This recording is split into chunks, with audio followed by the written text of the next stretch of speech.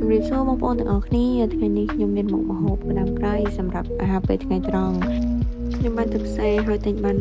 មួយថង់ទៅនេះមកមាន free ជីទៀត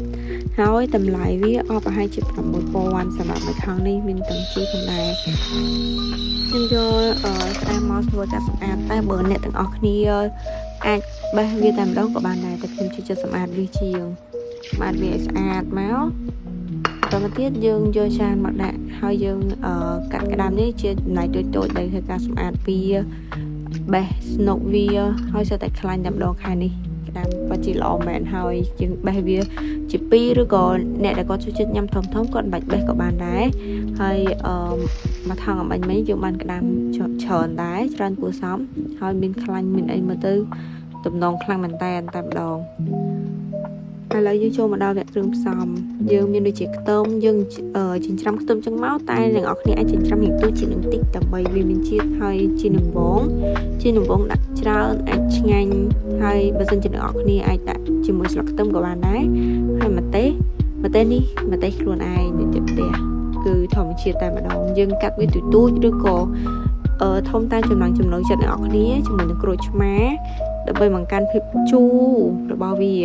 ហើយនៅក្នុងមុខម្ហូបមួយនេះគឺមានគ្រឿងដូចជាខ្ទឹមជីម្ទេសជាមួយនឹងក្រូចឆ្មាហើយក្រៅពីនោះទៀតយើងក៏មានថែមគ្រឿងផ្សំផ្សេងដូចជាទឹកត្រីអ្នកនរគ្នាប្រៃឬក៏សាបឬក៏ស្ទើអីអ្នកនរគ្នាថែមថយតាមចំណូលចិត្តប៊ីចេងនេះអ្នកនរគ្នាដាក់ក៏បានអត់ដាក់ក៏បានដែរតំទៀតស្ករដើម្បីកុំឲ្យវាប្រៃខ្លាំងពេកបើមិនជាអ្នកនរគ្នាជួយចិត្តប្រៃអាចលួចថែមអំបិលបន្តិចក៏បានដែរមិនអីទេតែខ្ញុំខ្លាចវាប្រៃអញ្ចឹងខ្ញុំអត់ដាក់ទេបន្តមកទៀតយើងដាក់ខ្ទឹមក្រូចម្ទេសដែលយើងហាន់អំបញ្ញមិញហ្នឹងដាក់ចូលគ្នាមកដើម្បីច្របល់ចូលគ្នាឲ្យសព្វតោះមកយើងច្បាច់ក្រូចឆ្មាចូលយើងភ្លក់ទៅតាមចំណង់ចំណូលចិត្តរបស់អ្នកទាំងអស់គ្នាអាចថាប្រៃផ្អែមឬក៏ជូរតាមចំណង់ចំណូលចិត្តសម្រាប់ពេលនេះគឺសម្រាប់ក្តាមរបស់យើងមួយពេលនេះគឺរួចរាល់ហើយអ្នកនរគ្នាអាចញ៉ាំជាមួយនឹងបាយក្តៅឬក៏បាយកកជុំជាមួយនឹងគ្រួសារបានអរគុណ